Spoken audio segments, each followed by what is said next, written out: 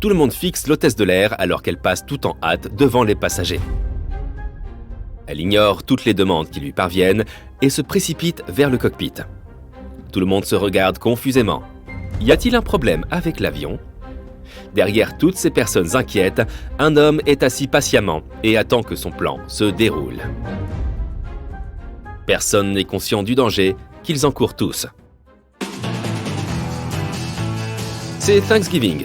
Tout le monde monte dans un avion en partance de Portland, Oregon, vers Seattle, dans l'État de Washington.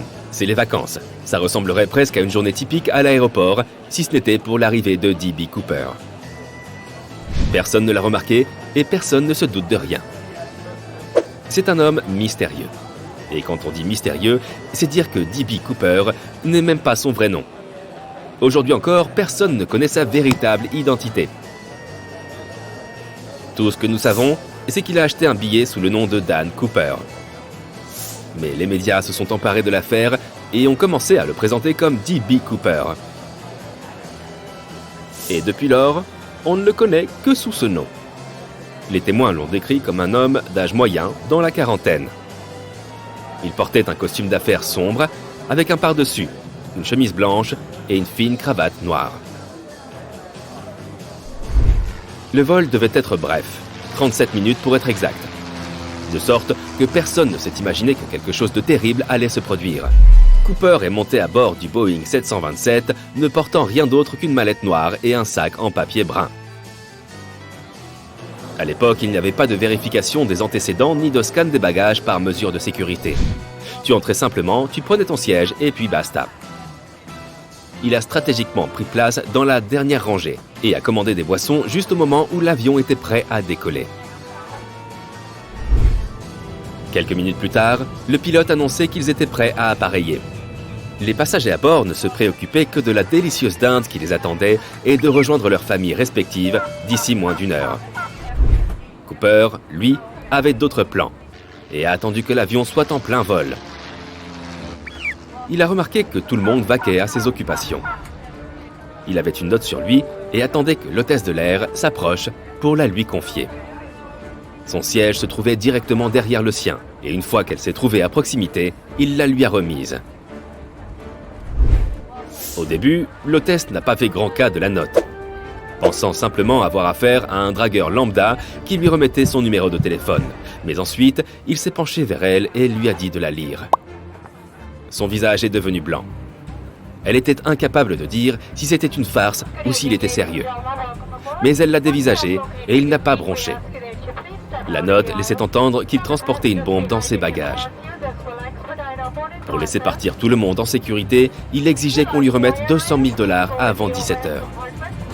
Cela peut sembler peu d'argent à exiger pour un homme en pareille position de force. Mais c'était pas mal pour l'époque. Aujourd'hui, cette somme équivaudrait à environ 1,4 million de $.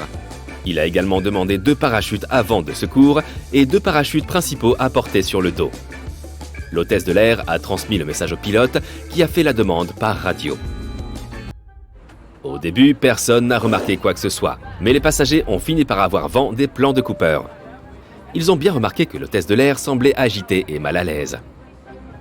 Une fois qu'ils ont atterri à Seattle, Cooper était loin d'avoir fini. Selon les gens à bord, il semblait confiant dans son projet.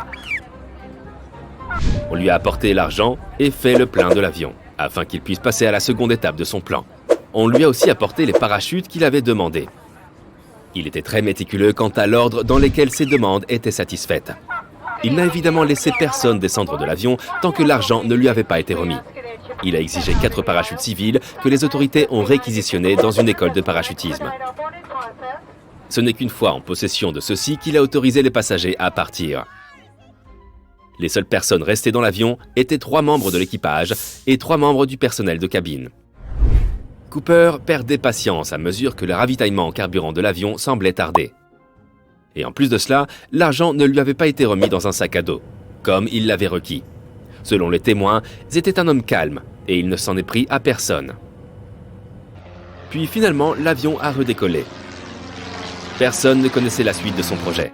Il a montré le plan de vol aux pilotes et leur a dit de voler en direction de Mexico, aussi lentement que possible, et de maintenir une altitude inférieure à 3000 mètres.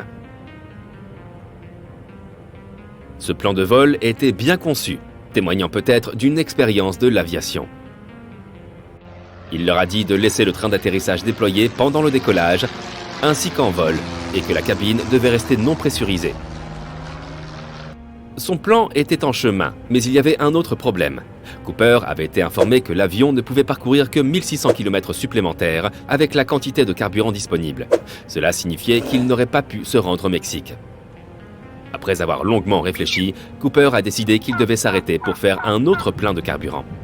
Ils ont décidé d'atterrir à l'aéroport international de Reno-Tahoe, dans le Nevada. Cooper savait que cela l'empêcherait de s'enfuir avec l'argent. Alors, il a dit à tout le monde d'attendre près du cockpit. Il se trouvait maintenant seul, là où les 35 autres passagers avaient été assis.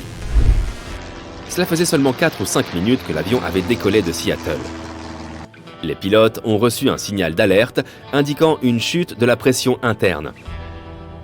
Un témoin se rappelle avoir vu Cooper attacher l'argent à sa taille pendant qu'il sanglait son parachute. Les membres du personnel lui ont demandé s'il avait besoin d'aide par l'interphone.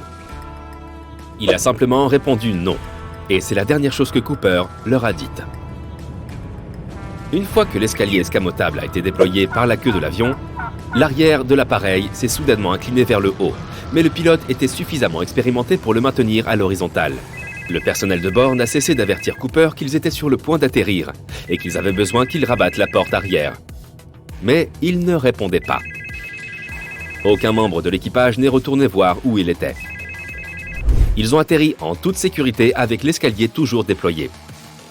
Les autorités se sont précipitées sur les lieux pour ratisser la zone au cas où il serait encore là.